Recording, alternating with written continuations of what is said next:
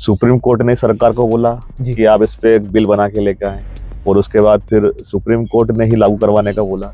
अब supreme court में ही 2 दिन के अंदर सुनवाई हुई।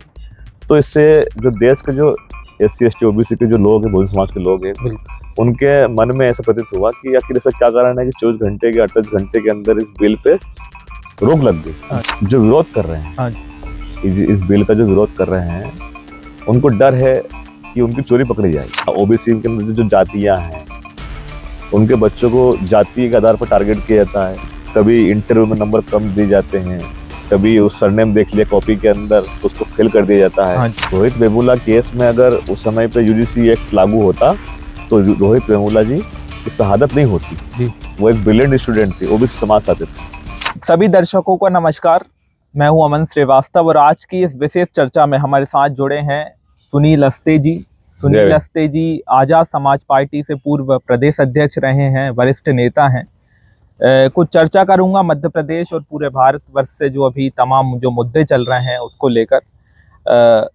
सुनील जी, सबसे पहले तो मैं ये बात करना आपसे चाहूँगा, जो UGC का जो अभी एक नया नियम आया था उस पर अब सुप्रीम कोर्ट ने एक तरीके से रोक लगा दी, अभी होल्ड कर दिया है।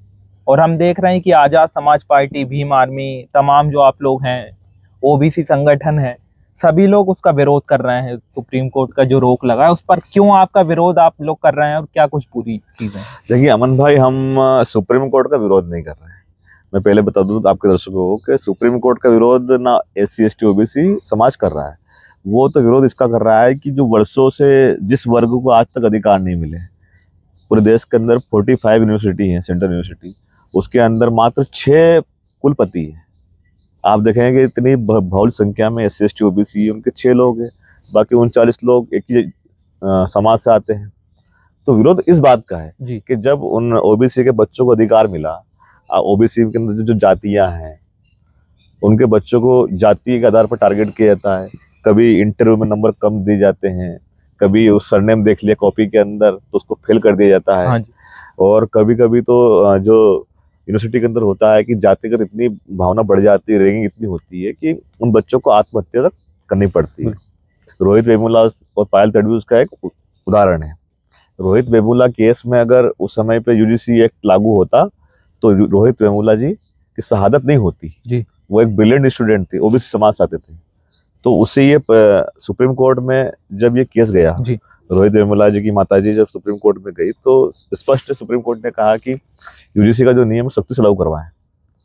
इसको लेकर पूरा आप देखेंगे कि सुप्रीम कोर्ट ने सरकार को बोला कि आप इस पे एक बिल बना के लेके आए, और उसके बाद फिर सुप्रीम कोर्ट ने ही लागू करवाने का बोला। अब सुप्रीम कोर्ट में ही 2 दिन के अंदर सुनवाई हुई।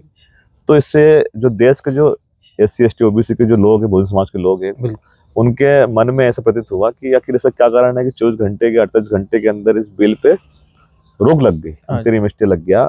तो उसके विरोध में लोग सड़कों पर आ रहे हैं। अब हमारे कुछ विद्वान ऐसे भी हैं जो ब्राह्मण समुदाय से आते, सवर्ण समुदाय से आते हैं, उन्होंने स्पष्ट समर्थन किया इसका कि नहीं, इनको अधिकार मिलना चाहिए OBC के बच्चों को, SC ST के बच्चों को, कि आज तक इनके ऊपर जातिगत जो भावना हुई है कहीं ना कहीं उससे कम होगी।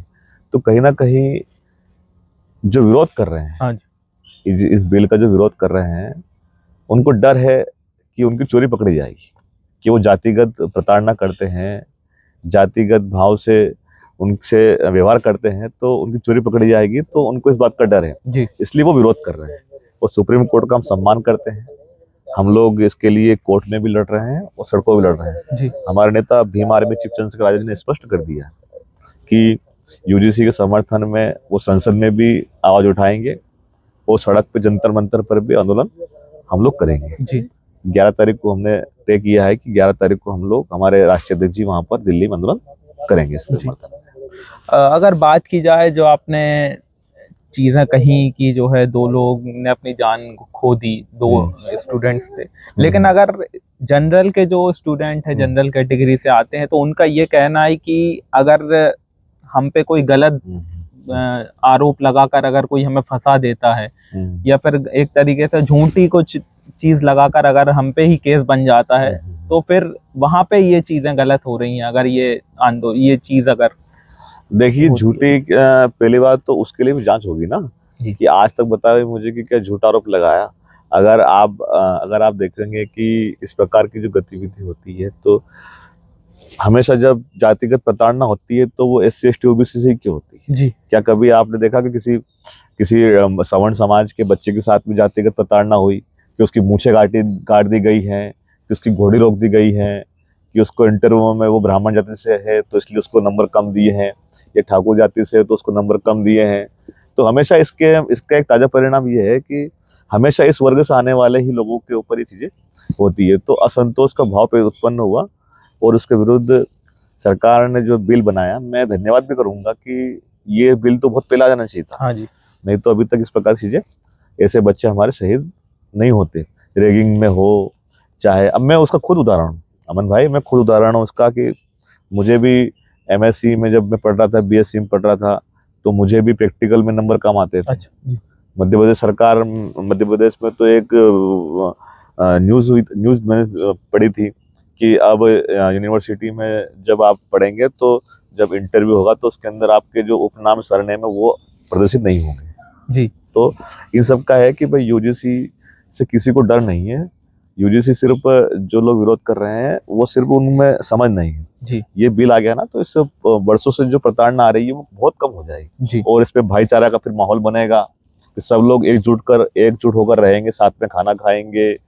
किसी की मतलब जाति भावना के देखते हुए उस पर अत्याचार नहीं होगा।